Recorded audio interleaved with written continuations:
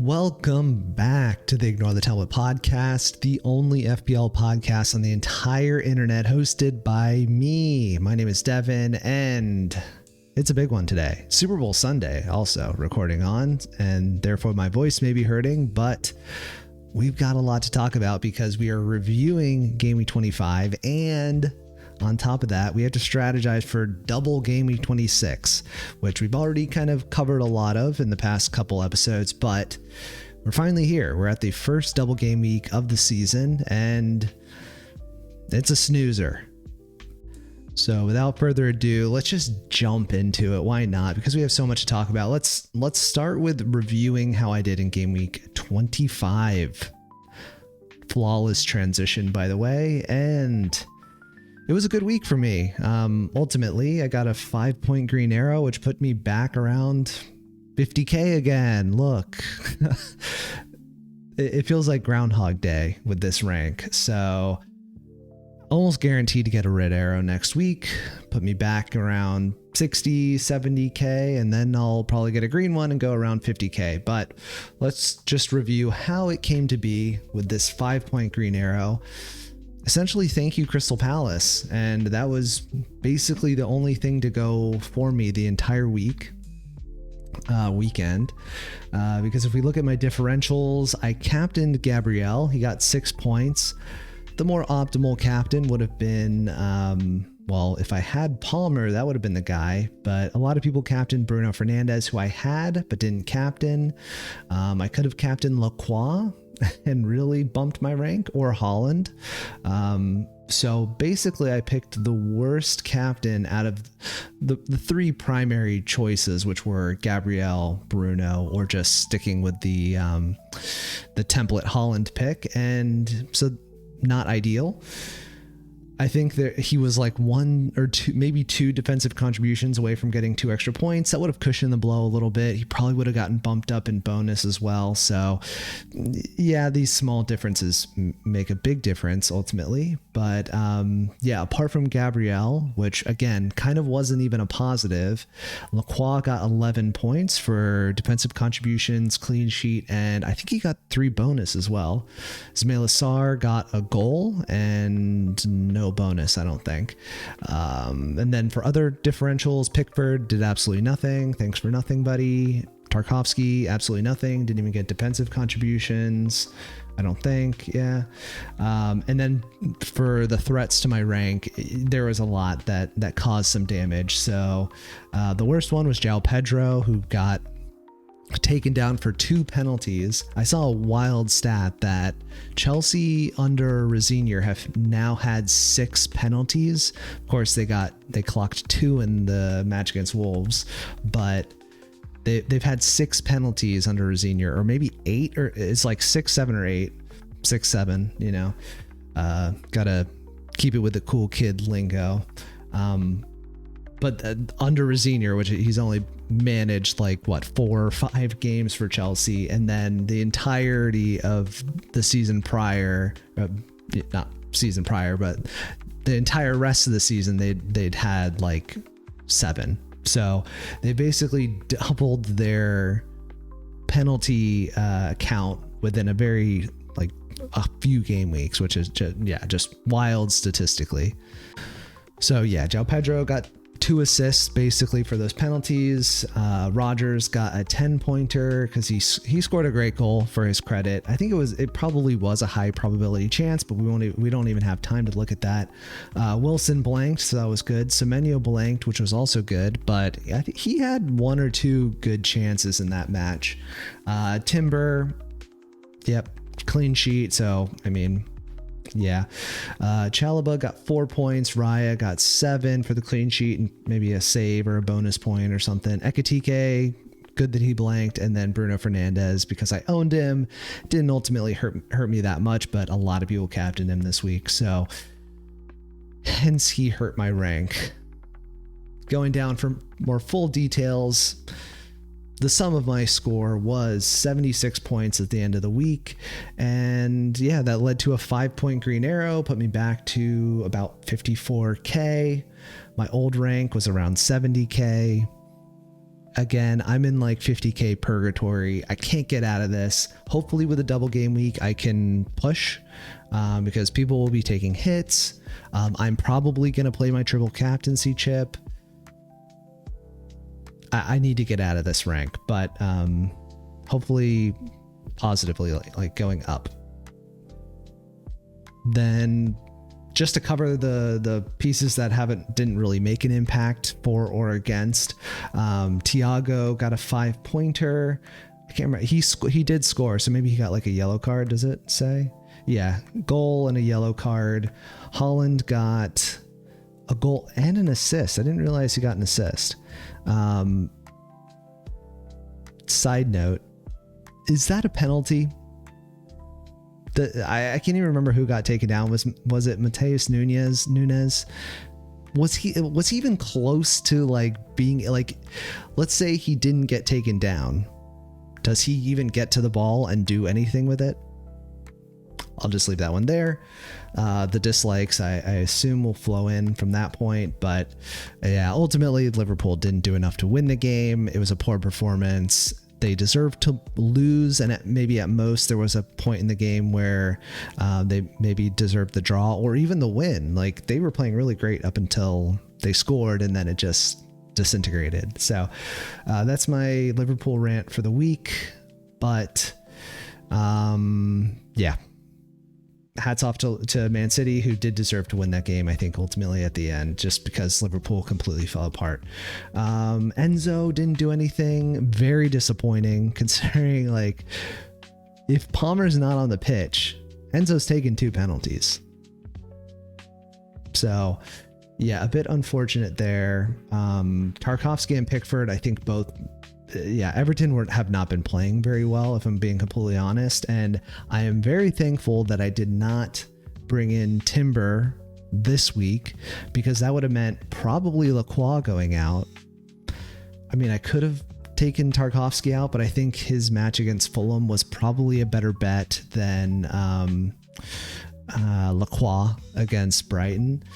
So I probably would have taken out Lacroix, which would have meant sacrificing an 11-pointer for a 6-pointer. And the next 2 matches for Crystal Palace look great. Burnley and Wolves. So you would hope that they get clean sheets. Huge differential, like 1% around my rank own Lacroix.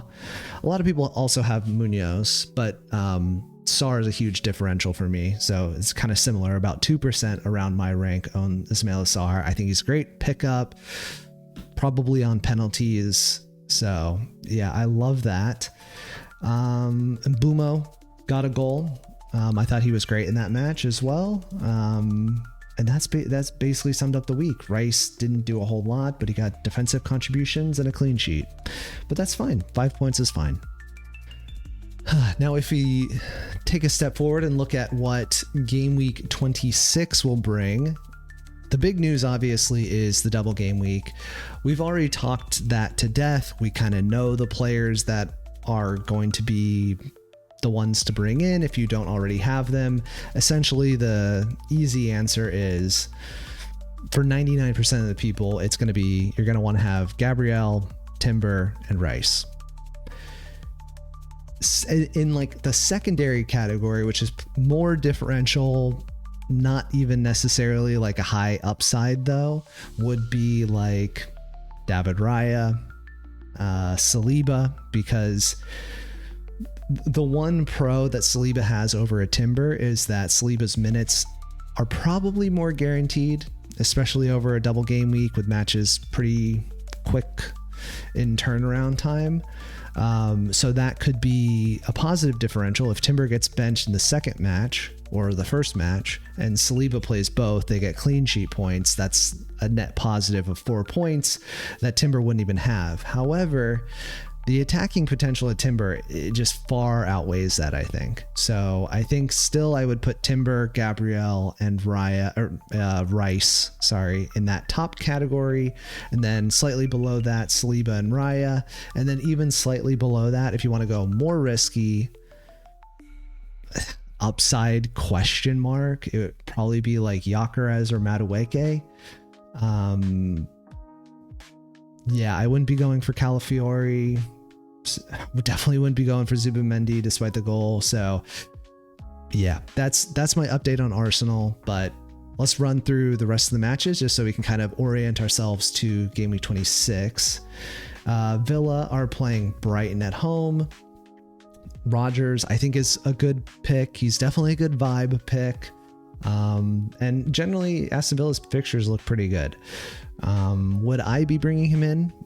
Probably not, because I've got one free transfer, and that player is certainly going to be an Arsenal player, whether it's Saliba, Timber, or Raya. I haven't fully made up my mind. We'll talk about that when we get to the stats and kind of looking ahead for my team. But I may be coming around to Rodgers. I need to look at the data a little bit more, but yeah, he's generally been very lucky with overperforming his underlying data, which is not generally sustainable over a long period of time. In short bursts, it could look really good. We're seeing that with Wilson. Like, he massively overperformed, like doubled his output, and now a lot of people are looking to sell him. So Rodgers is probably not a player I would bring in this week, but maybe for the future, maybe on a wild card, not leaving it completely out. But nobody else I really would want from that Villa team.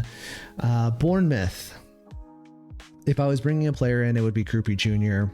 on like a wild card, not necessary for 26. Definitely not. Senesi would be good on a wild card. That's about it. Yeah, I'm struggling to see somebody. Ryan looks good on the eye test. Watching that match, I think he got his goal, right? But yeah, generally speaking, he looked very good in that one. And they play Everton. Their fixtures are still pretty good. Like, if we look at the fixture difficulty rating, Bournemouth, they've got Everton away, West Ham away, Sunderland home, Brentford home, Burnley away. That's pretty tasty. I would probably put that even above Crystal Palace. Arsenal, I think, just given the double game week, probably have the best fixture difficulty rating on paper. But then I think Bournemouth have a strong argument for second place, kind of up there with Crystal Palace. Yeah. Okay. Brentford. They play Arsenal. I'm going to pass on that. I love Ouattara. I love Thiago. I'm probably going to be benching Thiago for this game week just because I've got better options than playing the best defensive team as an attacker. So going to pass there. Brighton play Aston Villa, as we talked about. Yeah, there's just not a Brighton asset I feel confident. Like, from the eye test and from the vibes, it's a pass for me on Brighton. Burnley. Everyone has Dubravka. Would I play him against Crystal Palace away this game week? Probably not. But apart from that, no consideration. Let's just blow by that one. Chelsea against Wolves away. Is this updated? Am I going nuts? Did I not? Hold on. Am I gonna have to scrap this entire thing? I knew that. Okay, so that one was updated. Am I going nuts? Okay. I'm not editing this. I don't have the time for that or the production quality. The only thing that was messed up was, okay, I knew Chelsea had just played Wolves, so now they're playing Leeds. Palmer, I think, is going to be a huge discussion point. I'd like to look at his data because generally, apart from getting 2 penalties, I don't know how good his underlying data has been this season. But generally, he's just been so inconsistent with playing time, and even when he's been on the pitch, he hasn't really been consistent in terms of like creating chances. So I think for me, I have Enzo in my team. Very happy with Enzo at the moment. Chalobah would be a good, I think if you have Chalobah, you just hold on to him. But really, apart from that, I don't know if I'd be breaking my team apart just to bring Palmer in, despite the fact that he got a 20-pointer. Yeah, absolutely insane. So hats off to people who got Palmer in, but that was a risk one step too far for me. And who knows if he's even going to be able to play the next match because his fitness has been rotten this season. So let's just move it along. Crystal Palace playing Burnley at home. I love that. I love that fixture. I love Lacroix. I love Ismail Assar. Do I love anybody else on this team? Probably not. Munoz would be a good pick. I don't have him. I'm not going to bring him in for these like 2 really good fixtures. Yeah, pass. Everton against Bournemouth. Now I've got Tarkowski. I've got Pickford. I'm going to be looking to sell one of them almost certainly. Tarkowski will become Timber or Pickford will become Raya.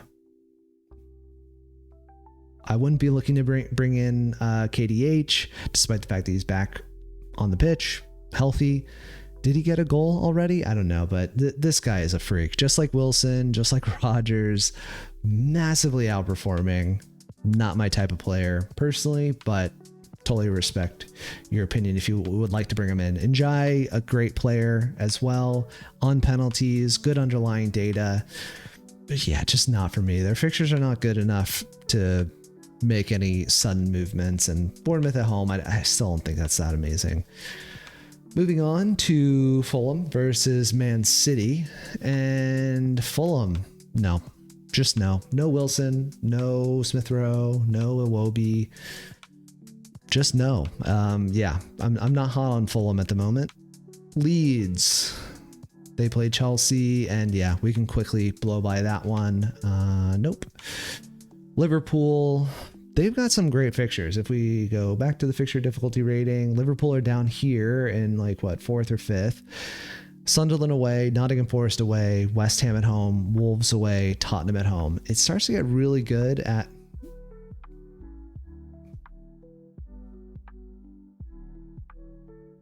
Okay, now it's aligned.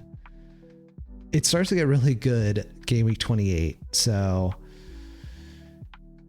if I were to bring a Liverpool player in, it would probably be Florian Wirtz. If I had the money to go for Salah, I think he would be a good differential, but I just don't think there's enough between Salah and Wirtz on the basis of how they've played this season. We could look at the data for that as well. There's not much that differentiates the two, despite the fact that Salah's on penalties. He's got the historical nostalgia points, but on this season alone, Florian Wirtz, even with how bad Wirtz started, his underlying data and observed data is starting to pick up a bit. So that would probably be the midfielder I would go for. Obviously, Ekitike, I think, is there. Isak is, broken, got a broken leg. So his minutes should be on paper fairly locked down, but Liverpool are just such a hard team. Like they are I hate to say this, but they are kind of like the Manchester United of the past like 20, not 20 seasons, but like certainly the past few seasons where I just do not know what to expect from this Liverpool team. They have a lot of quality. It's just the performances on the pitch, not so good. So I just don't really know exactly what to expect. Okay, what is the next match up? Manchester City versus not Liverpool. That is Fulham, and it is not updating again. Okay, here we go. Technology. Yeah, what can I say? The one thing that we should keep in mind about Man City and Crystal Palace and Arsenal, and I think that's it. No, well, there's obviously one other team that's going to blank in Game Week 31. I'm probably planning on wildcarding in Game Week 31, so I'm not super concerned about it. But I've got Haaland and Gehi. I dropped Foden, just like Pep did. So I'm not super concerned. Like when I get to that wild card, I'll have to make a decision. Obviously, I can't keep all of the Arsenal and all of the Man City and all the Crystal Palace players. Probably going to sell both of the Palace players, but then that still leaves me with 4 of Arsenal and Man City. I would ideally like to keep Haaland and Gehi just because I have so much value built up in Gehi, but the Arsenal defenders are the better picks. So I'll have to weigh that and make a decision. But in terms of like other players from Man City that should be on the radar from a vibes underlying data perspective, observed data perspective, I mean. Semenyo still looking very good. Cherky benched, but got that like weird goal that didn't end up counting. Apart from that, no. So, but that's plenty of assets to go around. Holland is kind of a lock. I wouldn't be selling him, even though I know a lot of people are kind of thinking that. I would hold on to Holland. Gaki is probably a good hold just because of the value that you probably have stored up in him. If you bought him recently, like when he became a Man City player, that's more of a good argument to sell. But having the value stored up in him, it especially like not wasting a transfer on it is kind of a good plan to go down. Okay, let's go through, and if you can't tell, I'm trying to be snappy, guys. Manchester United versus not Ham, because they just played them. I don't know who Manchester United play, but we can refer to this. Manchester United play West Ham away, not Tottenham. Thank you, Fantasy Football Pundit. Mbumo still looking good. Fernandez still looking good. Apart from that, I know a lot of people like sold Cunha, including myself, and then brought him back in. I wouldn't necessarily be on that chain of thinking. But yeah, apart from that, no good Manchester United assets for me. Casemiro he keeps getting goals, and I don't like. At this point, I just have to hold up my hands and say it's very improbable that he has done all of this, but I guess it could continue to happen. So yeah, those are my thoughts on Manchester United. I think we've got two really good FPL assets in Fernandez and Mbumo. Apart from that, Casemiro very lucky. Cunha could be good, but the underlying data is not there where you would think it would be, because he takes a lot of shots and he's clinical, but those shots are generally just not high probability chances that we'd like to see, especially consistently over a long period of time. All right, Newcastle, do they play Brentford? Because now I can't trust anything that this list says. They played Tottenham. Obviously, they just played Brentford and got beat, didn't they? It's just not it. It's not it. Bruno G, a prime example, another player. I'm sorry, but it's just from a probability standpoint, it's not probable that he has already scored the number of chances he's had from the shot quality that he's taken. So moving forward, it could continue that way and straight to the moon, but from a probability standpoint, it's unlikely he'll be able to replicate the scoring form that he's had over the first 24 game weeks. And then apart from that, yeah, just not a lot of good Newcastle assets. Unfortunately, Nottingham Forest, I'd like to say that there would be some good ones, but there just really, unfortunately, is not. Anderson is okay, but not like an inspiring pick, especially when you've got Rice with the double game week. It's basically the same kind of pick. They're very similar in how they're getting their FPL points this season. So pass. Sunderland versus, whoops. Where are Sunderland? How good are their fixtures? Am I missing something? Okay, they play Liverpool. Not ideal, so probably wouldn't be bringing any in. It looks like their fixtures get a little bit better. Fulham at home, Bournemouth away, not ideal. Leeds away, again, not ideal, but not terrible. Yeah, I love Sunderland assets. Mukiele, I've had Robin Roofs.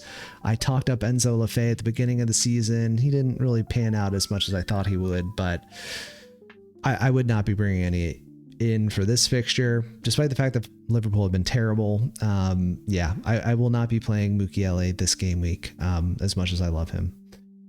Okay, Tottenham. Again, why do I have to keep flipping to this? This is crazy. Who do Tottenham play? Spurs. They play Newcastle.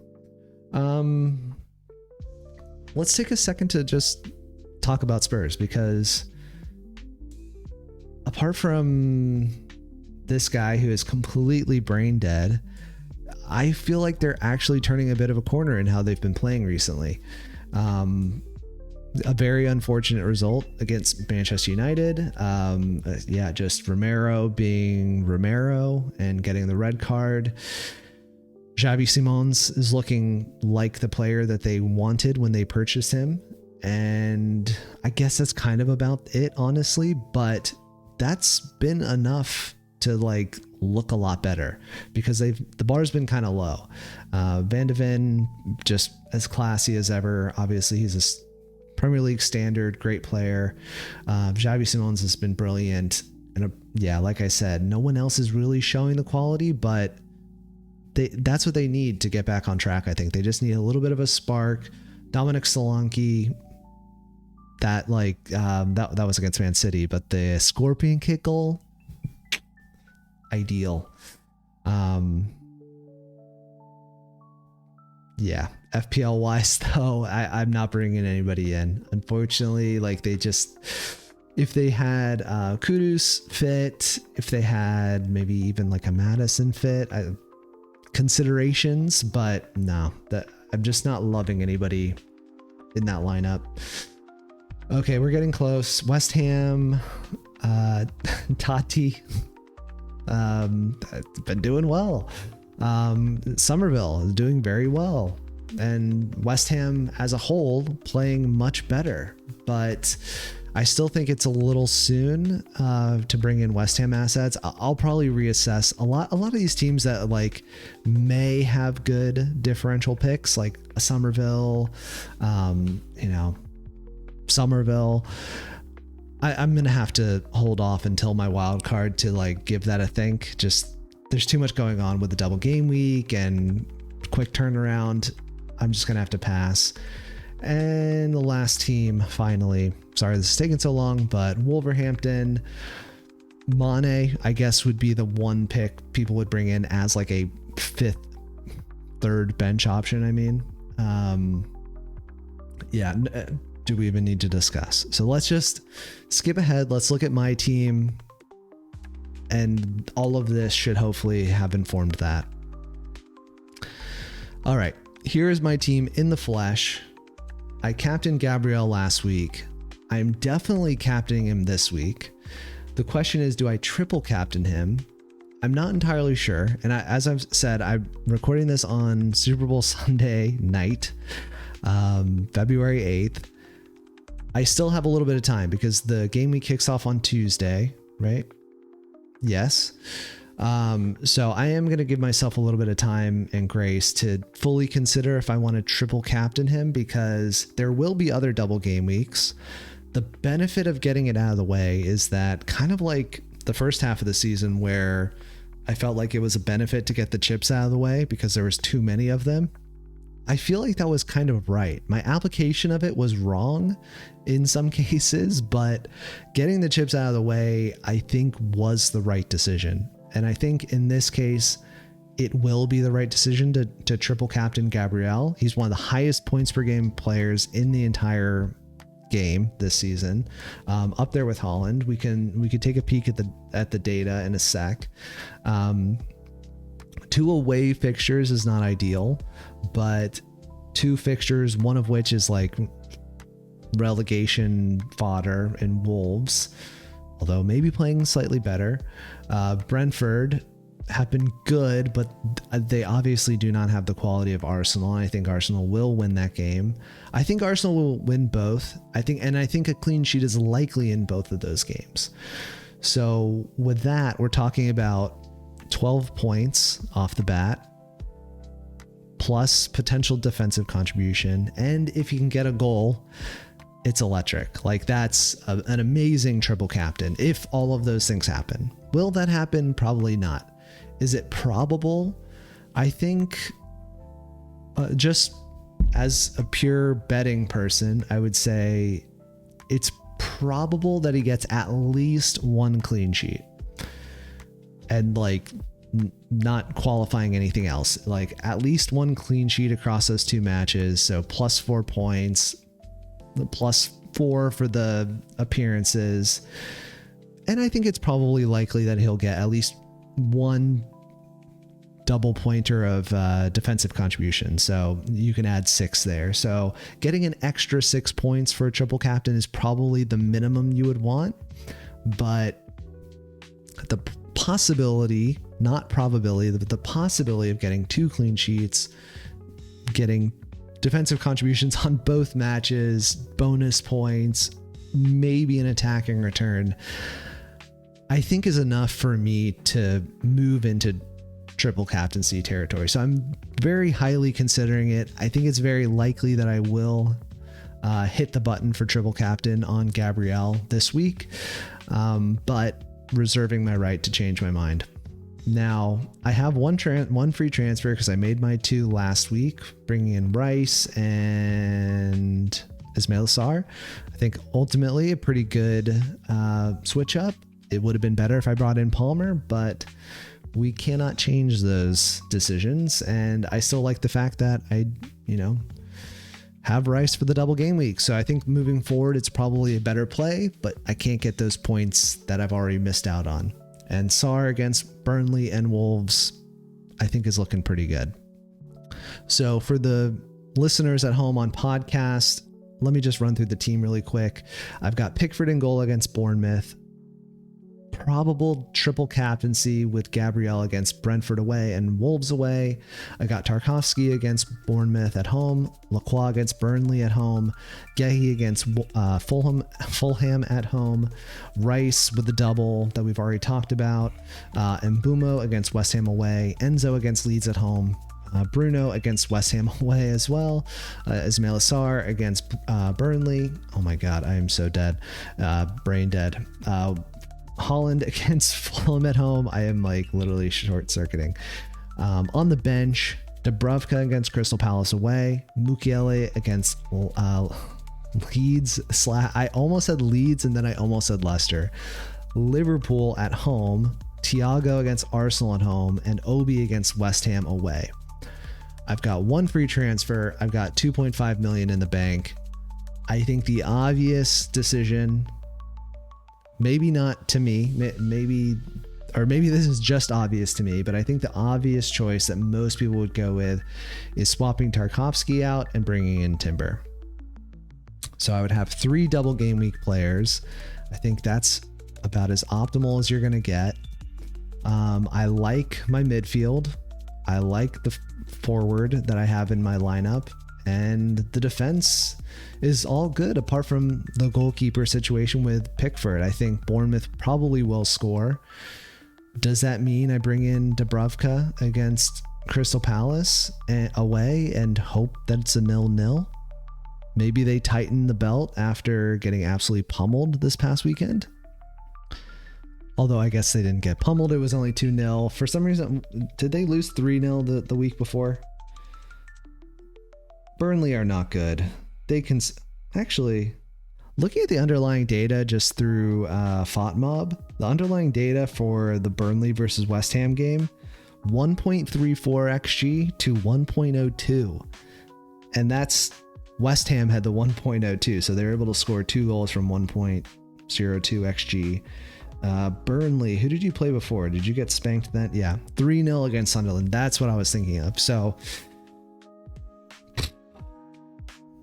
from a recency bias standpoint, it's not looking good for Burnley.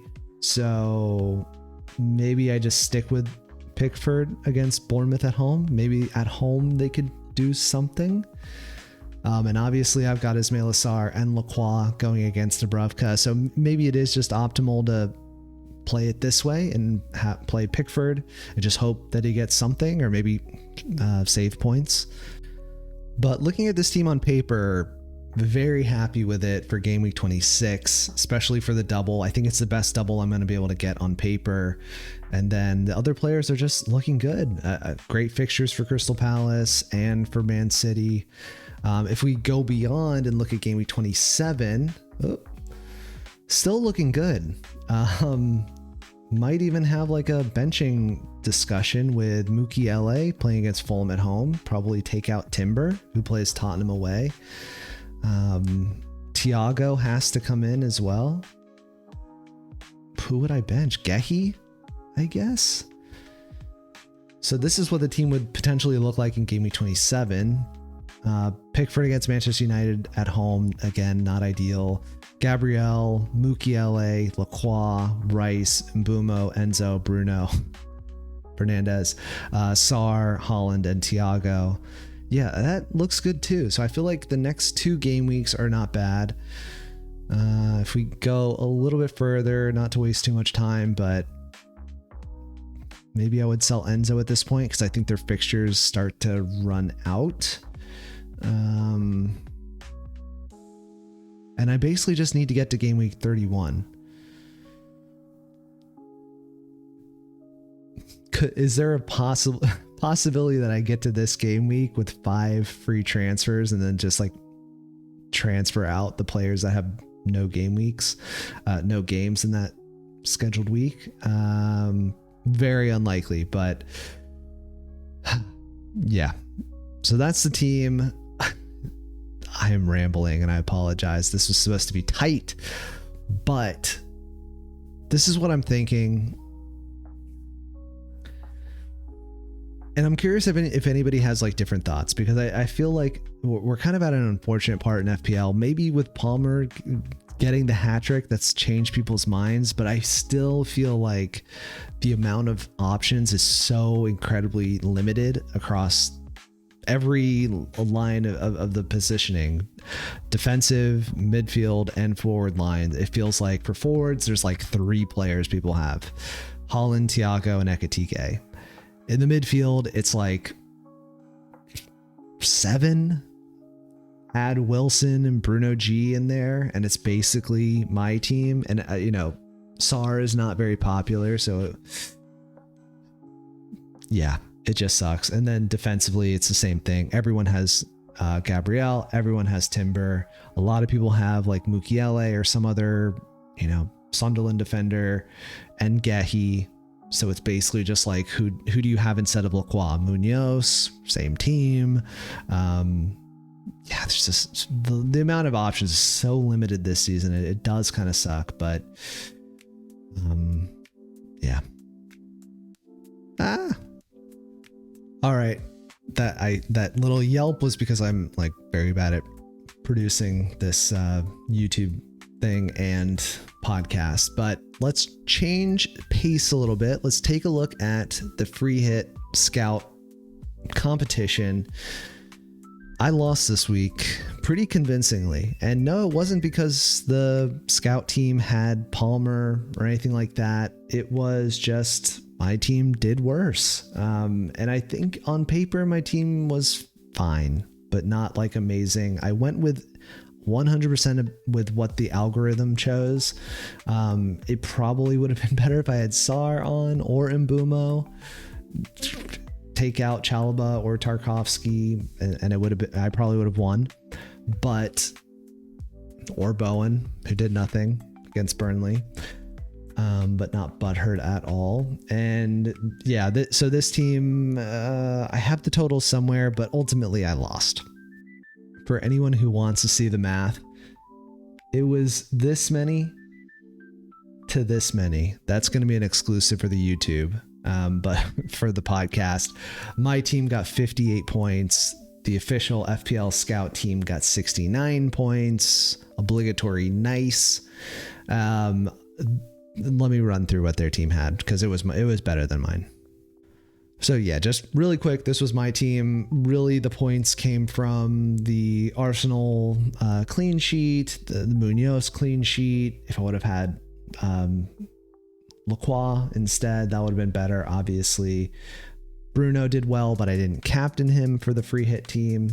Rice got a 5-pointer. João Pedro got 8 points, but ultimately that was not enough. And I lost. And this was the official scout team for Game Week 25. Tati, aka Castellanos, he got a 6-pointer. They had Holland in their team, which in retrospect, yeah, was probably the better pick. He got 11 points. So they got like a lot of their points from small numbers of players, smaller. I feel like my team might have gotten more returns than theirs, but because they had like more players with returns, if that makes sense. So more returns per player. Then I'm brain dead. Okay, we're skipping past that. But yeah, their team, they captained Bruno, so they got the extra points there, and they had Erling Haaland with the goal and assist. So, but apart from that, they just really didn't do a lot either. So they won. And that means I pay out $10 to the Gameweek leader of the mini league, who is on the spot. I am going to mispronounce this name. Akshay Sharma, aka team name Sia, who captained Palmer and got a 24-point green arrow. And you can see my measly little 5 to 6 point green arrow absolutely dwarfed, and overall had a very good performance. Bruno Fernandes, Haaland, which I guess a lot of people have, but Hill was a 7-pointer. That was clutch. Very good team. Krupi Jr. on the bench, Mane on the bench as well. That is a strategy you don't see a lot of. Double like tanked forward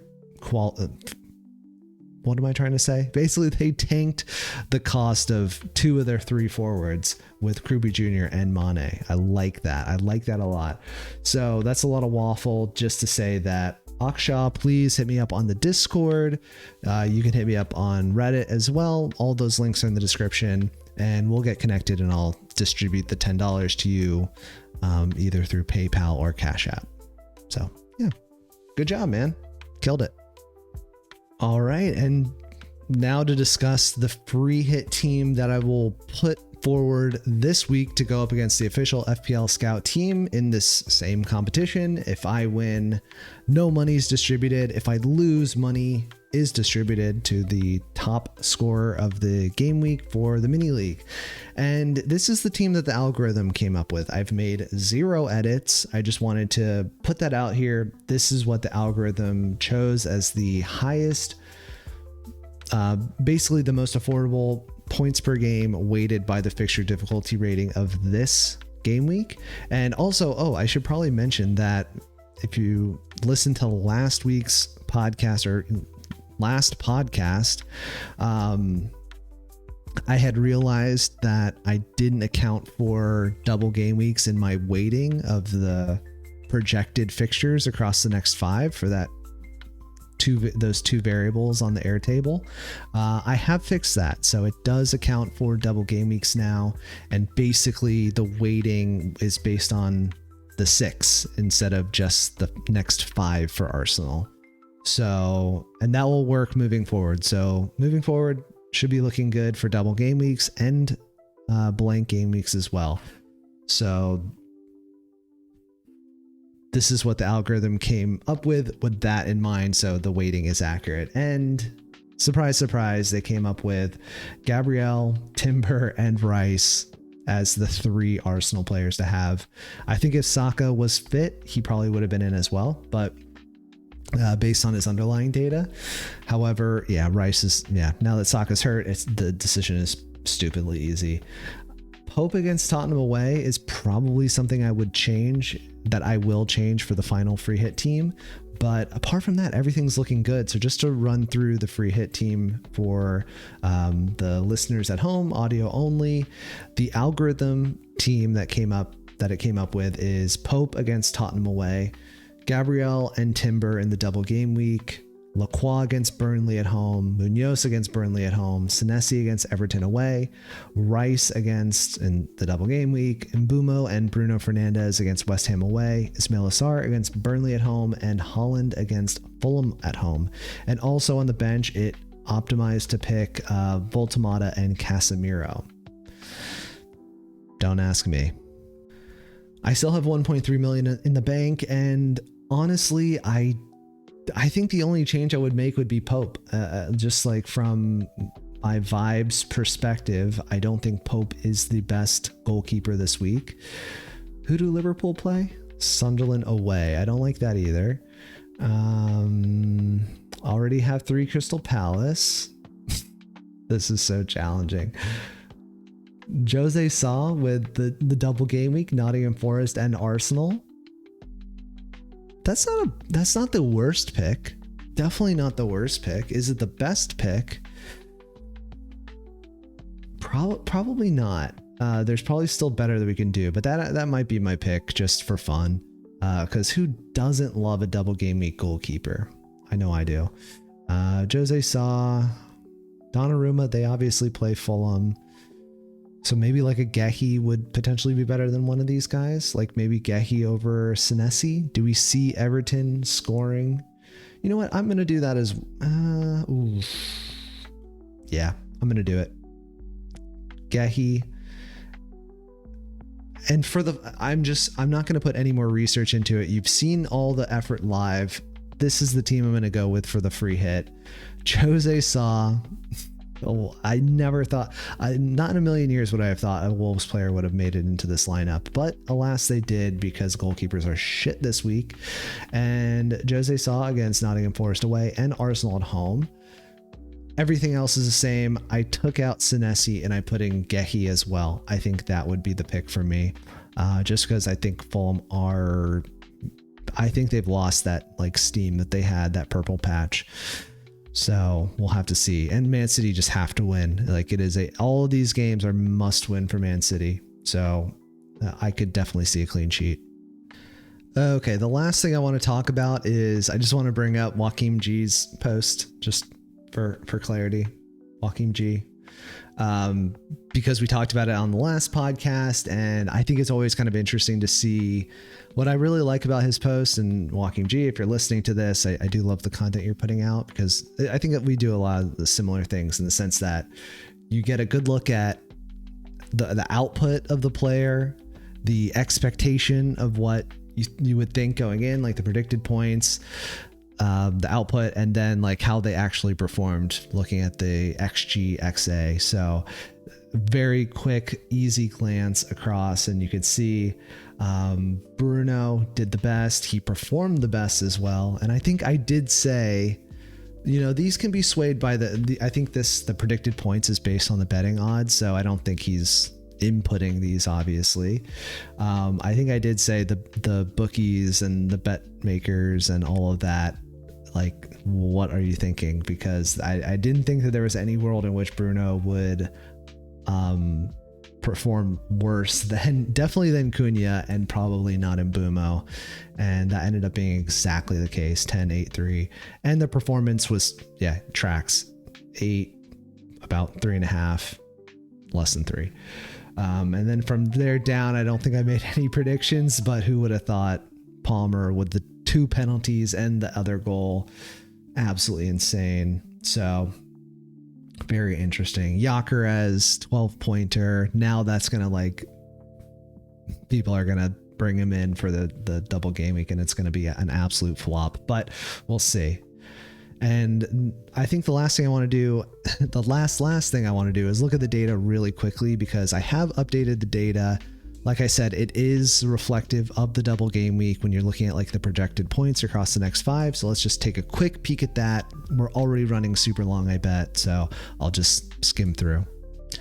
Okay, here we are on the error table. I did want to also mention that because of the data limits that Airtable has, I did have to delete the game week 0 spreadsheet. I assume nobody's even really looking at that anymore, because we have the more updated data in what was this season. And while there's still fewer matches and therefore a smaller sample size with this data set, the game week 0-1 is based on last season, which means different teams are involved.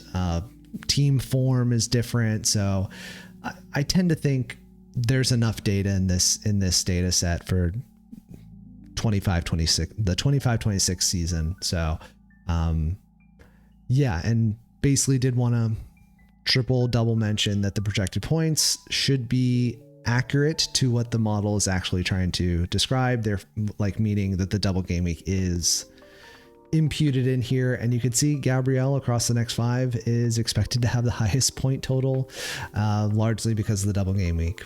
But a full 5 points over Holland. So I'd be curious to see if that actually does take place. Points per match, very similar by the underlying data. by the underlying data, it's even closer. So yeah, just wanted to skim through that, let everybody know that the data are updated on the Airtable, and it is free to use. Download it if you want. Do whatever you want with it. I couldn't care less. Okay, so that is going to do it for the podcast. I think, this is going to be a weird one because obviously we have a very short period of time between now and Gameweek26. But then Gameweek26 is long as hell because of double game week, and there's like FA Cup in between. So just to run through the schedule really quick. All right, Gameweek26 kicks off Tuesday afternoon for Eastern Time, USA folks, Freedom folks, and that's Tuesday, February 10th. And then the majority of it is done on Thursday, February 12th. However, basically a week later, February 18th, is when Arsenal have that second double game week. And then there's an FA Cup game in between. And just to like put my 2 cents on like the Timber minutes and why I'm probably going to be going for Timber over like a more safe Saliba. I feel like if Timber is going to get a rest, it's going to be when they play. I think they play like Wigan or something in the FA Cup.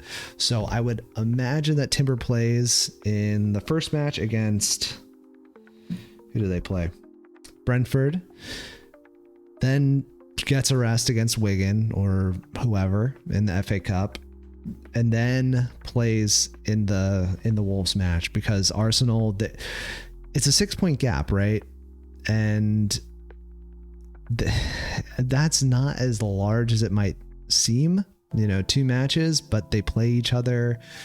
Anything could happen. So I really think that Arsenal are just going to have to play their best team every single week, which maybe that's off base on my perspective, but that's my assumption. So I think that Timber's minutes are probably more safe than a lot of people would think, especially over this double game week. And then like long term, I just think his attacking output is going to far outweigh Saliba. So in the short term, I think he's better, and in the long term, I think he's better. That's probably why I'll be going for Timber over Saliba, but that's just my 2 cents. And for anybody, probably the one lonely soul that has made it to this point in the podcast / YouTube video, if you are in the States and you go to these Premier League Fan Fest things, I will almost certainly be at the one that is in Tampa, Florida this year. And it was just announced. Actually, let me look up when the dates are, but I will almost certainly be there. It's dangerously close to where I live. So if you want to meet up, grab a beer, watch the game, happy to do that. Nobody watches this, so it's probably going to be nobody, but yeah, feel free, hit me up on Discord if you're thinking about going to the Premier League Fan Fest, because it's a lot of fun. This will be my third. I've been to Austin, Orlando, and now potentially Tampa. I love these things. They're fun. Lots of you get to see the, Rebecca Lowe in person and stuff, and lots of cool little things. If you haven't been and are interested in potentially going, it's definitely worth checking out. And I looked up the dates. It is April 18th and 19th in Tampa, Florida at Armature Works. So if you have any interest, again, check it out. Hit me up if you want to go, because I almost certainly will be there. But I will update the pod in case I'm not, but probably will be there. If you want to grab a beer, say hey. And that's going to do it for the podcast. So I will see you the next time I post, which I am not entirely sure when, but because it's like a weird long double game week, I'll probably come out with some sort of episode in between, but yeah, stay tuned. I'll update everybody on Discord if an episode is going to come out or not come out. But if you want to just get it in your feed, you could subscribe if you want, that's an option. So good luck. Game week 26, double game week 26, I should say. That's why I stuttered, and I'll see you when I see you later.